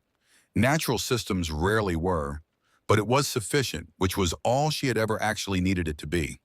The sounds that followed the initial roar were the secondary sounds of a large-scale disruption metal rock engine gunning and then cutting out voices at the canyon wall turned into something indistinct and urgent. She ran toward the compound. The rear entrance was a door cut into the back of the woodshed that adjoined the main storage building, used for bringing in cordwood without crossing the main yard. She had used it 300 times. She had also, on the night 6 weeks ago when she realized she was being watched, made certain she knew exactly where the latch was and how much force it required from the outside. She was at the fence line in 11 minutes. She went over it in 4 seconds, the wire catching her left sleeve and tearing it, and she didn't stop. The woodshed door was a head darker than the wall around it, and she hit the latch with both hands and felt it give and push through into the smell of split wood and pine pitch in the dark interior of the shed. On the other side of the shed's inner door, she could hear Ridgeline Collective beginning to wake up. The sounds were the confused sounds of people in insufficient light trying to reconcile the external chaos they have heard with the internal reality. They have woken into voices at different volumes. The bang of a cabin door, the scrape of something heavy being moved. She heard no shots from inside the wall, which meant Ray had not needed to fire a warning, which meant the compound's internal situation had not yet reached the point of requiring it. She opened the inner door and stepped into the yard. The yard was lit by 4 lanterns that had been hung or set on posts, the kind of emergency illumination that someone had established in the first confused minutes of the disturbance. In the combined light of 4 lanterns in a dark yard, faces were visible as partial things, a cheekbone, here the white of an eye, their breath, clouds catching the yellow light and dissolving. She saw Tom Warren near the main building with a rifle she recognized as the one he kept above his door. She saw May Hollis standing very still in the middle of the yard, looking in the direction of the main gate with the expression of someone who has decided to wait for information before deciding what to think. She saw at the far edge of the lantern light the shape of Diane Mercer standing close to the inner wall with her hands folded at her waist and her eyes already moving toward the woodshed door before Nora had fully cleared it. Diane had woken 3 people. She had told them exactly what Nora had asked her to tell them through the shortwave. Get your rifle, don't ask yet, be ready. 3 had become 7 in the time between Diane's quiet knocking and the distant sound of the canyon event, because people who are awakened by urgent neighbors in the middle of the night in a self-contained community tend to wake their own urgent neighbors. Nora had 30 seconds before the situation in the yard either organized itself or didn't. She used them by walking to the center of the yard directly under the brightest lantern and stopping. The faces that turned toward her in the lantern light held in their expressions a range of responses that moved across the spectrum from the recognition of the known to the incomprehension of the impossible. She had been gone for 6 weeks. She had been dead for 6 weeks in the operational understanding of everyone who had watched Ray Decker walk her out to that fence line and come back alone. She had returned from a wilderness that the current temperature had made into something genuinely fatal, and she had returned wearing animal skin and wood ash and the specific expression of a person who has come back with something to say. She said it. Not loud. She had learned in the cave that loud was for covering distance, and she did not need to cover distance. She said it in the carrying voice of someone who has thought carefully about what the accurate version of a complicated truth sounds like. The yard went quiet around the words. And above on the watchtower steps, she could see the silhouette of Grant Mercer, who had come down from his post when the canyon detonated and who was now standing very still, looking at the center of the yard, at the woman who was supposed to be a body under 4 feet of snow, 2 miles north of his fence line. "You can't be here," he said, and the quality of his voice, the first time in 6 weeks she had heard it, the first time she heard it without the prepared resonance he applied in public spaces, was different. Smaller. The voice of a man whose certainty has just changed category. "The cold didn't want me," she said. "It turns out I'm not that easy to give away." The yard held its breath. 41 people, the two who hadn't emerged yet, would come out in the next 90 seconds, drawn by the quality of the silence rather than any noise, stood in the amber perimeter of 4 lanterns and looked at the woman in the center of it. Some of them were holding rifles they hadn't raised. Some of them had their arms at their sides.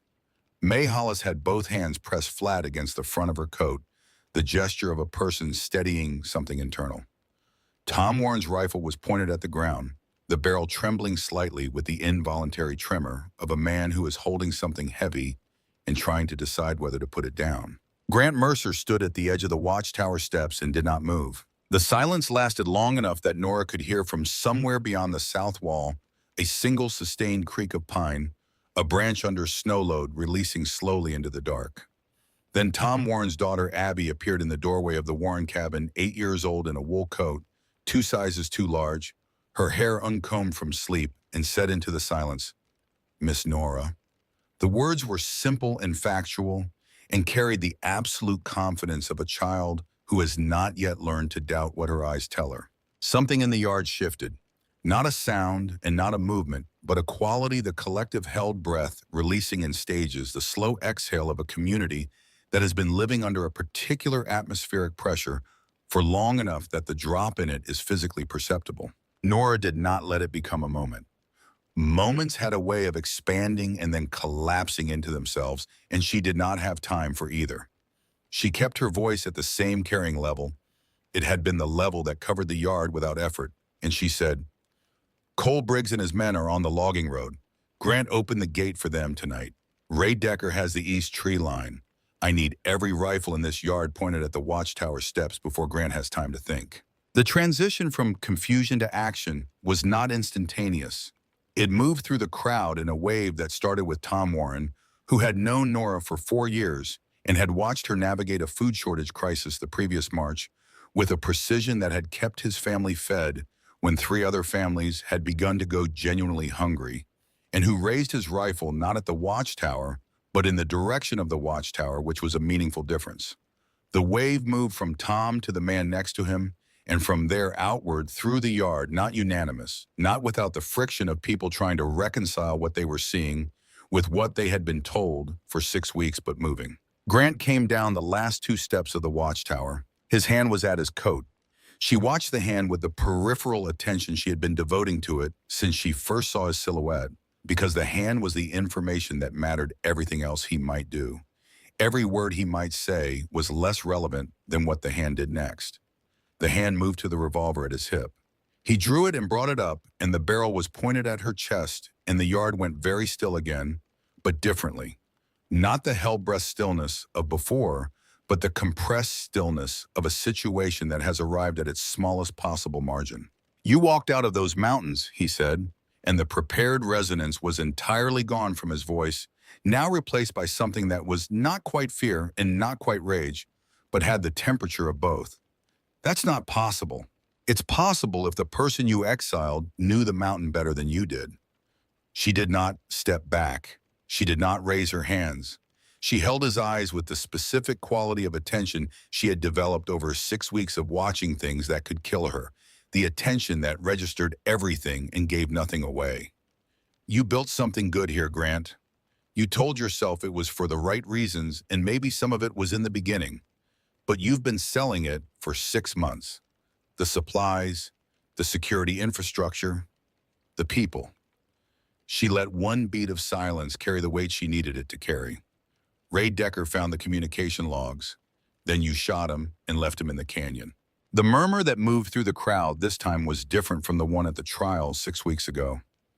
At the trial, the crowd had been absorbing information in the presence of Grant's certainty, which acted as a suppressant on their own judgment. Now Grant's certainty was the thing being examined, and his revolver was pointed at the woman who had come back from the wildernesses he had sent her to die in, and the crowd was doing its own arithmetic with its own information and arriving at its own conclusions. Diane Mercer moved out of the shadow at the inner wall. She did not move quickly or dramatically. She walked with the measured pace of someone who has decided on a course of action and is going to complete it without stopping to reconsider the walk of a woman who understands that she has already crossed the threshold and that going back is no longer a meaningful option. She stopped 7 feet from Grant on his left side, where he would have to choose between keeping the revolver on Nora or turning to address his wife. And she said, "Ray Decker isn't the only one who saw the logs.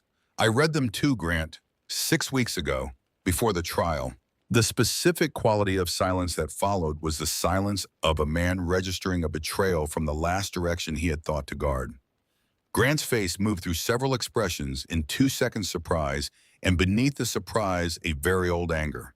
The anger of a man who has arranged his life in a way that requires total control of the information available to the people around him, and who is watching that arrangement disintegrate from inside. He turned toward Diane, and the revolver moved a fraction, and in the fraction of the movement, Nora closed 4 feet of distance between them. She did not have a firearm. She had the folding knife at her belt, and she did not reach for it. What she had was the 4 feet she had closed in the physical certainty of someone who has spent 6 weeks doing hard labor at altitude and who has in the process become a different configuration of herself, not larger, not particularly stronger in any single measure, but denser, more efficiently assembled, the way things become efficient when everything excess has been stripped away by a sustained and ungenerous environment. She put her left hand on his right wrist, the wrist attached to the hand holding the revolver, and she applied the specific force she had been thinking about for 4 days. Not a disarming technique from a book which she had never learned, but the mechanical reality of 2 hands applied to a single joint from an angle it wasn't designed for. Grant fired. The shot went upward into the dark above the watchtower, and the sound of it in the enclosed yard was enormous and brief and left a ringing in the ears that was the body's receipt for a sudden acoustic assault. 2 people ducked. One person shouted something that got lost in the ringing. Grant's grip on the revolver broke, and Nora stepped back with it in her left hand and turned it grip first toward Tom Warren, who was the person she trusted to hold it, and Tom stepped forward and took it. Grant was on his knees on the frozen ground, not from any blow. She had not struck him, but from the physics of having his wrist forced to an angle that the body responds to by going down rather than resisting. He was breathing hard. He looked up at her with the expression of a man encountering something that does not fit his operating model of the world. And for a moment, she saw beneath the founder and the patriarch and the carefully constructed certainty of 6 years to whatever was underneath, which was smaller and older and not particularly interesting. The main gate shuddered. The sound was at the south wall, heavy and sustained, the sound of something large making contact with the gate's exterior timber from the outside. Once, then twice, then a voice that projected over the wall with the trained command projection of someone accustomed to being heard over engine noise. "Mercer, we're at the gate." Mercer respond. The yard went still with a different quality. Again, the stillness of people who have just been reminded that the crisis inside the wall is not the only crisis. Nora turned toward the gate and raised her voice to a level she had not used yet, not the carrying voice of the yard, but the full projection of a person who needs to move through solid timber. "Briggs, this is Nora Calloway. Grant Mercer is in our custody. Your convoy took significant losses in Devil's Throat Canyon. Come to this gate and you're coming to a community that is awake armed and not opening anything." The voice on the other side did not respond immediately. She could hear in the silence between her words and whatever came next, the muffled consultation of men taking stock of a situation that had not developed according to their plan. Briggs was a former militia commander, which meant he had been in situations before where the initial conditions had dissolved and he had to reassess from whatever was left, and he was doing that reassessment now, and she respected the efficiency of it while simultaneously depending on its outcome. From the east tree line, a single shot fired into the air. The sound of it moved over the wall and into the yard and then dissipated into the darkness above the compound, and she understood Ray was positioned and visible to whoever was outside the east wall, and the shot was the message she had told him to send when he had eyes on Briggs's remaining men, which meant Briggs's men were visible, which meant they were moving toward the wall. 9 men. That was the maximum remaining count from the convoy. Some of those 9 would have injuries from the wire barricade, from falls on the road, from the disorientation of the avalanche chaos. They were on foot in deep cold darkness on terrain they did not know. They had been moving toward a gate that was supposed to be open and had found it closed, and they had a commander on the other side of that gate who was not responding. The voice came back over the wall. "How many did you lose, Calloway?" She did not answer the question he had asked. She answered the one underneath it. "You came up the logging road with 22 men and 8 snowmobiles. You're standing outside this wall with fewer of both. You know the road back is blocked. You know I've been living in these mountains for 6 weeks in conditions that have killed better equipped people than your remaining force. So the question I'd put to you, Cole, is whether the math on tonight looks the way you planned it." Another silence. This one had a different texture, not the silence of consultation, but the silence of a man running a personal accounting that he is not going to announce to anyone. She pressed into it. "This compound is not worth what tonight is going to cost you if you keep coming. You have people you can still bring home. That number gets smaller every hour you spend on this mountain in the dark." The silence stretched long enough that Tom Warren moved slightly closer to her, the small instinctive movement of a man positioning himself in support, and she was aware of it without looking at him. Then Briggs's voice came over the wall one more time, and it was quieter than it had been, not softened exactly, but compressed, the voice of a man who has made a calculation and is delivering its result. "This isn't over." "I know," she said. She meant it. She was not pretending that a tactical retreat at 2 in the morning ended anything permanently. Briggs was operational and capable and had resources she was not aware of, and would make whatever assessment led to whatever next step his organization would take. And that future existed and would have to be dealt with by future versions of themselves with better resources and more time to prepare.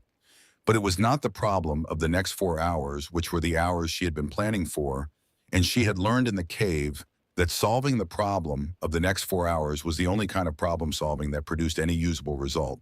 She heard him moving away from the gate.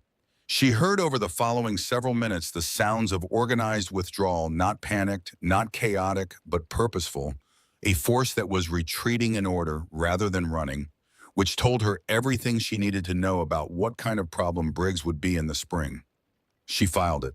She would build toward spring when winter was finished, trying to kill them. The compound yard reorganized itself in the way that a group of people reorganize after a contained crisis, tentatively at first, then with increasing purpose as the specific tasks presented themselves. Someone found rope. Grant Mercer's wrists were bound behind him with hemp, which was not lost on the yard, and the recognition of it moved through the crowd differently for different people, with satisfaction for some, with something more complicated for others, which was the appropriate distribution for a community that had believed in this man for 6 years and was now revising that belief under duress. Diane Mercer stood apart from the yard activity with her hands at her sides and her face doing the precise work of containing something too large for the available space. She had done the one thing Nora had asked of her, the waking, the warning, the quiet knock on 3 doors that had become 7 and then 14, and now she was standing in the aftermath of it in a yard full of people who were going to have a great deal of feelings about her role in the preceding months. And she knew it, and she was waiting for those feelings to arrive the way a person waits for weather. They have been tracking and cannot stop. Nora walked over to her. She did not have anything prepared. She had thought about this moment in the cave when she was thinking about Diane, and she had not arrived at a prepared version, because the prepared version kept feeling like a verdict, and she was not the right person to deliver a verdict. She stood next to Diane in the lantern light and said, "Thank you for the paper." Diane looked at her for a moment with the particular expression of a person receiving a kindness they have not yet determined they deserve. Her eyes were red-rimmed and dry, the aftermath of crying that had already happened somewhere private, sometime in the last few hours, the preparation that a person does before stepping into something difficult. "I should have done more," she said, "sooner." "Yes." Nora did not soften this. She did not weaponize it either. "But you did what you did when you did it, and here we are." She held Diane's gaze for a moment. "What happens next isn't mine to decide. That's the community's to work out." Diane received this and seemed to understand what it contained. Neither absolution nor condemnation, both of which would have been easier to process than the honest complexity of the actual situation. She nodded once, a small, precise movement, and looked back toward the yard. The night finished itself slowly. Someone built the fire in the communal hall up to a heat that the building hadn't held since before the rationing began, and people drifted toward it by stages. First the families with children, then the older members, and finally the others, until the hall held most of the compound's population in a warmth that was partly the fire's doing, and partly the specific warmth of people who have been through something together and have not yet had time to fully understand what it was. Nora sat at the edge of it and let the heat find her and said almost nothing because there was a great deal to say, and none of it needed to be said tonight. Ray came through the rear entrance an hour after the yard activity settled, moving carefully the lever action across his back and one hand on the woodshed door frame as he came through. He found a chair near the fire and sat in it with the controlled deliberateness of a man negotiating terms with his own body, and the people nearby gave him space without being asked which was the appropriate response to someone who looked like he had been shot recently because he had. Grant Mercer was in the root cellar under the communal hall, which was cold enough to be uncomfortable and secure enough to be functional, and which Nora had chosen for reasons that were practical rather than poetic. The root cellar had a lock. She had the key. The hours between 3 in the morning and the first gray suggestion of light were the hours in which the accumulated exhaustion of 6 weeks of sustained crisis pressed down on everything, on the people in the hall, on Nora at the edge of the fire, on the compound itself, which seemed to settle into its own foundations as the external pressure lifted. She did not sleep. Sleep was not available to her, yet not while there were still numbers and columns that hadn't been totaled. She thought about the supply situation because the supply situation had always been the real emergency and had been the real emergency before Grant made it personal. He had removed approximately 18% of the compound's calculated winter stores. The temperature anomaly of the current season had increased the caloric demand on the community by an amount she estimated at 12% above the projections she had built the rationing system around.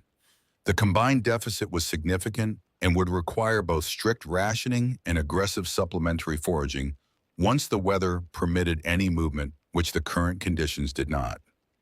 They had time. The community was not at the point of immediate crisis. They had weeks before actual insufficiency became life-threatening.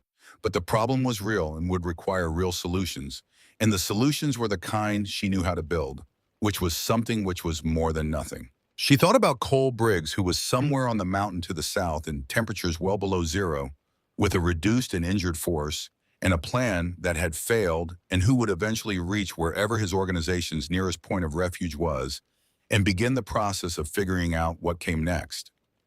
The runner to Pine Ridge was the most important immediate task after daylight, not the trial, not the community conversation, but getting word to the nearest federal presence about what Briggs's organization had attempted and what its approximate composition and location were. The ranger station at Pine Ridge was 30 miles, and under current snow conditions would take 3 days of hard travel for someone in good physical condition, and she was going to have to ask someone to make that trip in the next 24 hours. She thought about the things she was going to say in the morning, and the order in which to say them, and the difference between what the community needed to hear and what they wanted to hear, which were overlapping but not identical sets. They needed accurate information about the supply situation. They wanted reassurance that the worst was over. She could provide the first, and she could not honestly provide the second, and she was going to say both of those things in plain language, because the community that came through tonight was going to have to be built on something more honest than what the previous 6 years had been built on, and that project started with the first thing she said to them when the sun came up. The sun took its time. When it finally came, it came the way it came in deep winter in the Cascades, not the dramatic arrival of a summer sunrise, but a slow leaching of darkness from the sky, a gray that deepened to a gray gold that produced the particular quality of light that reflects off snow, directionless, sourceless, filling the shadows without eliminating them. The compound's snow-covered yard became visible through the communal hall's small windows as a flat, brilliant surface, and the trees beyond the walls became silhouettes, and the peaks above everything caught the first actual color of the morning, rose and amber at the extreme elevations where the light arrived before it reached anything lower. She brought Grant Mercer up from the root cellar at 8 in the morning, when there was enough light and enough people gathered in the yard to constitute the community she needed present for what came next. He came up the cellar steps slowly, his wrists still bound, his breath clouding in the cold. The night in the cellar had done what cold does to the elaborate architecture of a person's public presentation. It had reduced him to something more essential, and what was essential in Grant Mercer's case was a man who was cold and tired and afraid, which was not what 6 years of the compound's operational mythology had suggested was underneath. She did not read a prepared statement.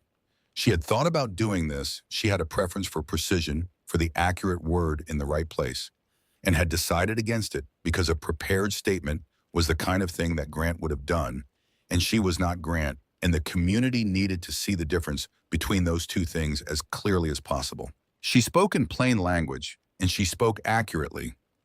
She described what she had found in the ledger and what it had led her to at the hunting shack. She described what the communication logs contained as Ray had reported them to her, and she described what Briggs's plan had been in specific terms, the division of the community, the intended outcome for those deemed non-useful, the word removal and what it meant. She described where she had spent the past 6 weeks and how, without embellishment, in the tone of a person giving an inventory report, because that was the tone the information deserved, serious and factual, and stripped of the drama that might distort the hearing of it. She watched the faces as she spoke. The range of responses was wide and complicated in the way that a community's responses to betrayal always are, because betrayal by a trusted leader doesn't arrive cleanly. It arrives tangled in everything the community built together and believed together and survived together, and the untangling takes time and produces grief alongside anger. And some people were at the anger stage, and some people were at the grief stage, and some people were moving between them in the same moment. May Hollis, when Nora reached the part about the winter solstice plan, sat down on the step of the nearest building without seeming to decide to do it, a slow descent that was the body's response to a sudden recalibration of the known world. The Warren family stood together, Tom's arm around Susan Abbey between them, with her face pressed against her mother's side. Marcus Fell, 71, who had built most of what was standing in this compound, and who would have been among the first designated for removal by Briggs's operational logic, stood with his arms at his sides and his face doing nothing that could be named, which was its own kind of response. When she finished, the yard was quiet for a long time. Then Tom Warren said, "What happens to him?" He was looking at Grant. She had prepared this part not in words but in principle, and the principle was the one she had arrived at on one of the middle nights in the cave when the fire had settled to coals, and she had found the version of this moment that she could live with. "That's for the community to decide," she said, "not me." The statement produced a brief, surprised silence, which told her something useful about what the community had been expecting. They had been expecting her to take the position that Grant had occupied, the position of the person whose judgment resolved the community's open questions. She understood why they expected it. She was not going to give it to them. "Ridgeline has a code," she said, "a founding document. I've read it. Most of you have read it. The code specifies the punishment for actions that threaten the community's survival. That code applies here, but I'm not a council of one, and I'm not Grant Mercer, and this decision belongs to the people it was made about." She looked around the yard at the faces. "I'll tell you what I think if you want it, but I'm going to stop there." Tom Warren nodded. Several other heads moved. May Hollis from her steps said, "Tell us." The code called for exile. It had called for exile when Grant had used it against her, and it called for exile now with equal textual clarity, and the symmetry of this was available to everyone in the yard who was thinking clearly enough to find it. She said so without emphasis, the way she reported a number that was what it was, regardless of how anyone felt about it. A vote was proposed by Marcus Fell, who had never spoken at a community meeting in Nora's memory, and who spoke now with the voice of a man who has decided that silence has cost him enough. The vote was not a show of hands, but a counted ballot paper torn from the communal logbook and marked in pencil, collected in May Hollis's wool hat, and counted by 3 people standing together in the morning light. The result was not unanimous. It was substantial. Grant Mercer's wrists were untied, and he was walked to the boundary fence by Tom Warren and Ray Decker, who made the walk slowly in deference to Ray's condition, and the compound's population distributed itself along the interior of the wall to watch. He did not speak during the walk. She had expected something the appeal to years of shared work, the reminder of what he had built, the argument that his removal benefited no one, all the conversational tools she had watched him deploy for 5 years with considerable effectiveness. None of them came. The silence might have been dignity, or it might have been the more basic silence of a man whose operating system had been so thoroughly disrupted that its outputs had stopped functioning. She walked behind him and did not try to determine which. At the fence, she stopped him. She reached into the pocket of the animal hide jacket and took out the carbon steel folding knife.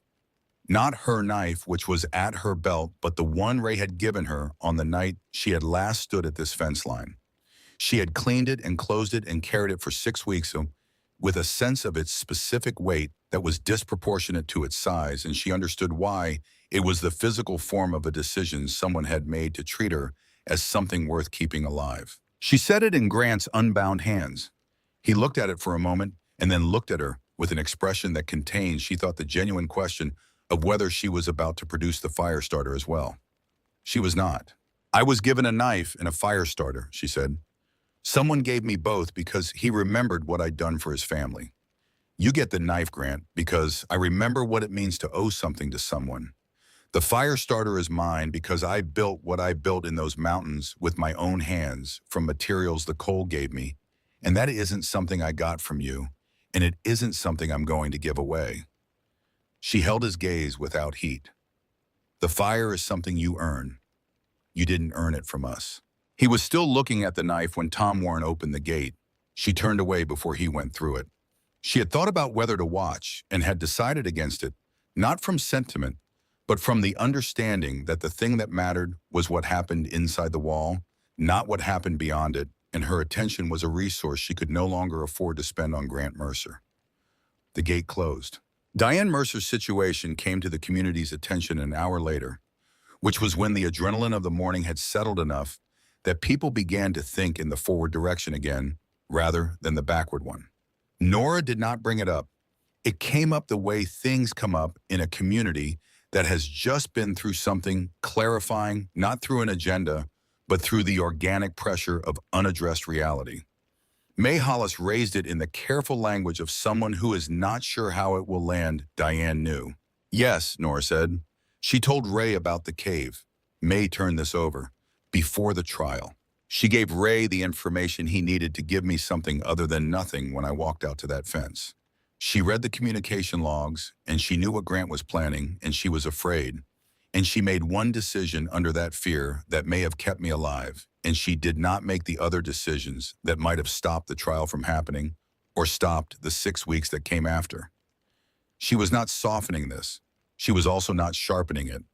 Both of those things are true at the same time." The vote on Diane was closer. The margin was not wide enough to be comfortable and not narrow enough to be ambiguous, and the outcome was conditional. Diane would remain in the community under the oversight of a council that would meet monthly to reassess for a period of 6 months. It was not absolution. It was a working arrangement, which was the most honest thing a community in their situation could produce, and Nora respected the accuracy of it. When the vote was read, Diane received it with a stillness that was not peace, but something that would have to serve in peace's absence. She did not look at Nora. She did not look for anything to look at. She held herself upright in the cold and nodded at the result, and that was enough. The runner to Pine Ridge left at 11 in the morning. Marcus Fell's son, Daniel, 26, and in the best physical condition of anyone in the compound who was still fully functional, took a pack with 4 days of food and the written account of Briggs's operation that Nora had spent 40 minutes drafting in plain language at the communal hall table. He left through the north gate rather than the south to avoid whatever remained of the night's activity on the logging road, and he moved at a pace that suggested he understood what the information he was carrying was worth. She watched him go and turned back to the compound before he was out of sight. The rest of the day was inventory. She did it with help, this time not alone at a table with a ledger, not as the single point of information in a system that a single person could corrupt, but with 3 other community members who could read numbers and were willing to spend a day in the cold storage building counting what was there. The result confirmed what she had projected from the outside. The deficit was real and required a serious response. She presented the numbers to the assembled community in the late afternoon without commentary, just the numbers in the order they occurred, because the numbers were the situation, and she was not going to narrate what the numbers said. The community was capable of reading numbers. She was going to treat them like they were. What followed was the longest community meeting Ridgeline had held in 6 years, and the most productive and the most contentious, and the first one she could remember in which more than 3 people spoke. They were angry and frightened and depleted, and they argued about rationing percentages and hunting priorities and whether anyone should be sent to the valley to make contact with the outside world, and whether making contact with the outside world was still a decision they wanted to make. They did not reach consensus on everything. They reached working agreements on most things provisional and revisable, the kind of agreements that a group of people makes when it has accepted that certainty is not on offer, and practical cooperation is the available alternative. She spoke when she had something specific to add and was quiet when she didn't, which was a different ratio than the one she had operated on for 5 years. Ray Decker sat in the corner of the communal hall through most of the meeting with a cup of hot water going tepid in his hands, and the expression of a man who has become newly aware of how much energy basic metabolic functions consume, and who is rationing his attention accordingly. He had not spoken since his arrival in the hall except to confirm the factual elements of Nora's account when asked directly which she appreciated.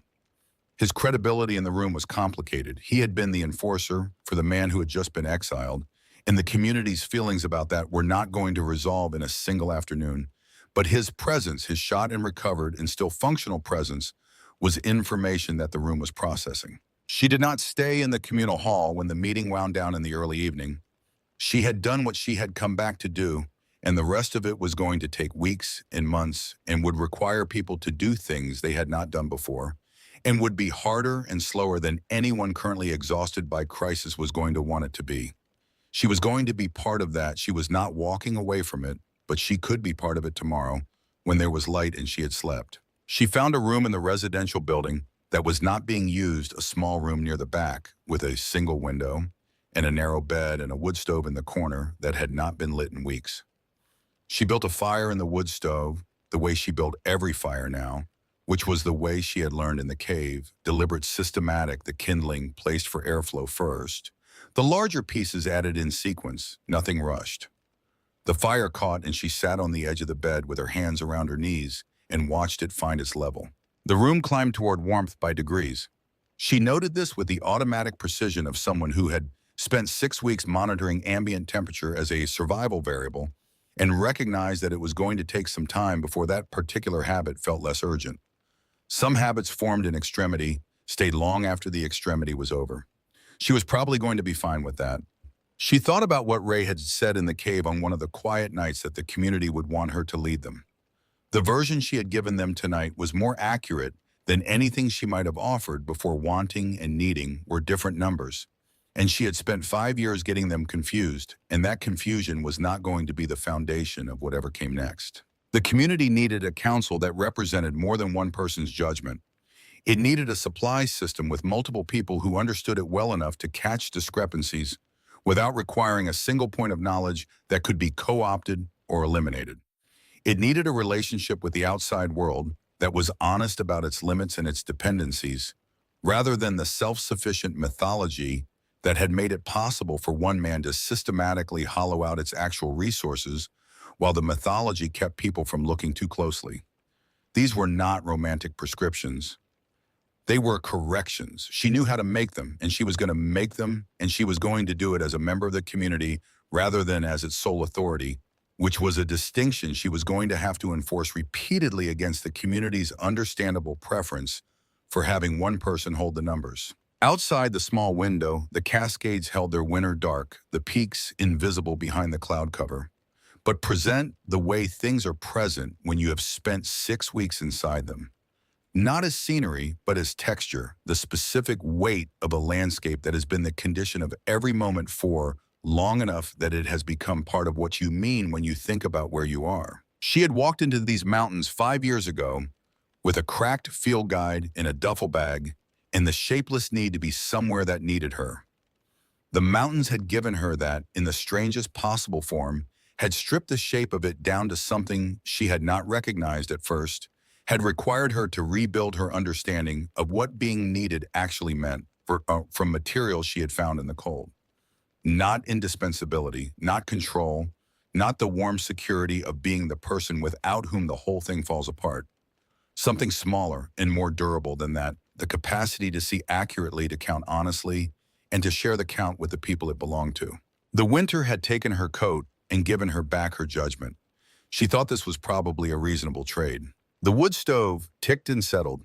The fire was doing what fire does in an enclosed space when it has sufficient fuel and adequate airflow, which is to say it was doing exactly what it was built to do, without drama, without requiring her attention.